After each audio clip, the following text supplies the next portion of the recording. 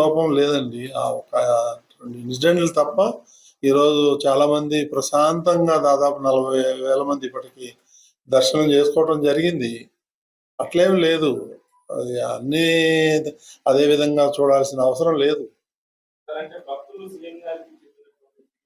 నెట్టట్లేదండి. అది ఎంక్వైరీలు తేలుతుందండి. మరి ఇప్పుడు నేను కూడా ఎవరు ఫలానా XYZ మీద నెపం నెట్టట్లేదు.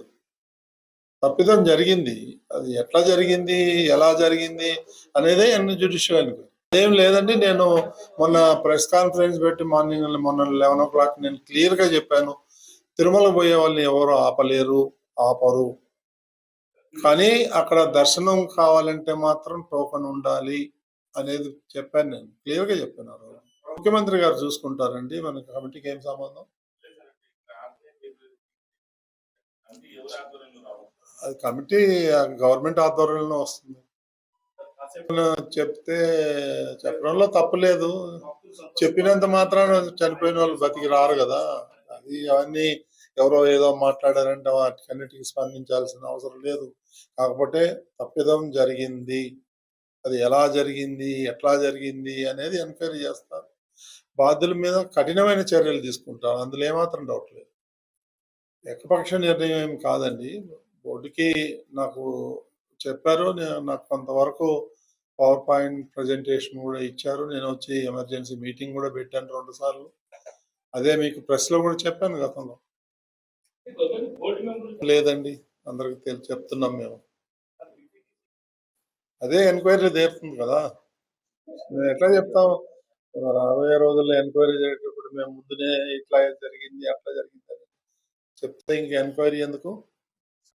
పవన్ కళ్యాణ్ గారు ఏదైతే సూచించారో ఆ సూచనలు కూడా తప్పకుండా స్వీకరించి ఈ భక్తులు ఎవరైతే ఉన్నారో వాళ్ళందరికి కూడా బేషరత్తుగా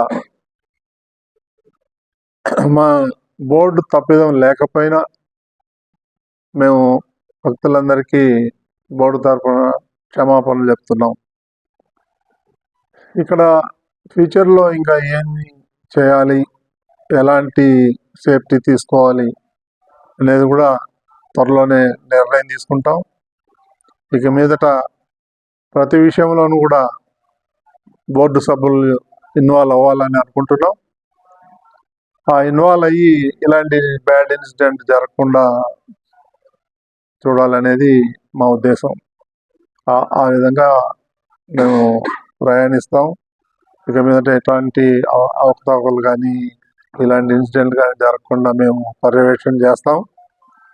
ఇప్పుడు జరిగిన దానికి చింతించడం తప్ప, ఈ సమయంలో వాళ్ళకి సహాయం చేయటం తప్ప మరి మనకి అంతకన్నా వేరే విధంగా చేయలేము. చనిపోయిన వాళ్ళని మళ్ళీ తీసుకురాలేము. ఒకటి మాత్రం స్ట్రైట్గా చెప్పేది ఏంటంటే, ఫ్యూచర్లో జరగకుండా మాత్రం పటిష్టమైన పద్ధతులు తీసుకుంటాం. మేము పూర్తిగా అధికారుల మీద వదిలేసి ఉండాలని అయితే మాత్రం అనుకోవట్లేదు. మేము కూడా పర్యవేక్షణ చేస్తాం. అదే కొంతమంది అధికారులు అత్యుత్సాహం, మేమేదో చేసేస్తాం అని వాళ్ళ నెగ్లిజెన్సీ వల్ల జరిగిన ఇన్సిడెంట్ ఇది. వాళ్ళు కూడా కావాలని చేశారని మేము అంటలేము. వాళ్ళ యొక్క నిర్లక్ష్యం వల్ల జరిగిన సంఘటన ఇది. సో దానికి మేమంతా కూడా బోర్డు తరఫున క్షమాపణలు చెప్తూ చింతిస్తున్నాం. ఇక ఫ్యూచర్లో జరగకుండా దీన్ని తిరుమల యొక్క పవిత్రతని కాపాడాలని మేమంతా బోర్డు సభ్యులు అందరూ నిర్ణయం తీసుకున్నాం.